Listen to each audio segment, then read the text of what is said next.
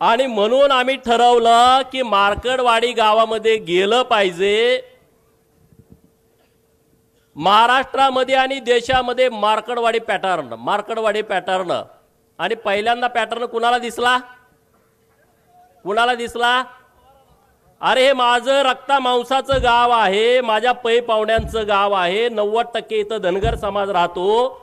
आणि मग माझी जबाबदारी वाढली की अरे धनगरांनाच पुढे का केलं, की म्हणजे या महाराष्ट्रातला धनगर समाज लोकशाहीच्या माध्यमातून जी निवडणूक प्रक्रिया पार पडते त्याच्या विरोधात आहे असं वातावरण करण्याचं महापाप शरद पवारांनी केलं। म्हणून आम्ही मार्कडवाडीमध्ये आज आलोय। अरे 100 शकुनी मेल्याच्या नंतर एक पवार जन्माला आलाय।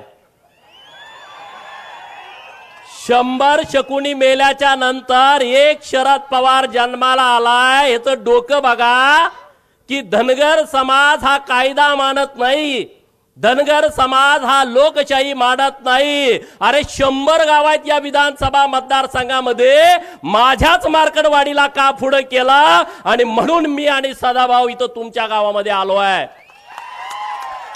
अरे या हिंदुस्थानातला धनगर समाज हा लोकशाहीला मानतो।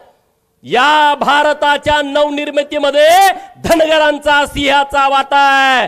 जी संसद भवन आज दिल्लीमध्ये डोमानं उभी आहे, जे राष्ट्रपती भवन दिल्लीमध्ये उभा आहे, आणि त्या सगळ्या जमिनी आहेत त्या होळकरांच्या रायसोनी गावामध्ये उभ्या आहेत।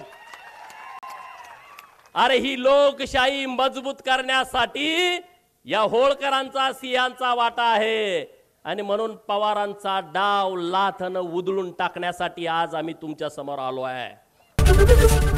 एबीपी माझा, उघडा डोळे बघा नीट।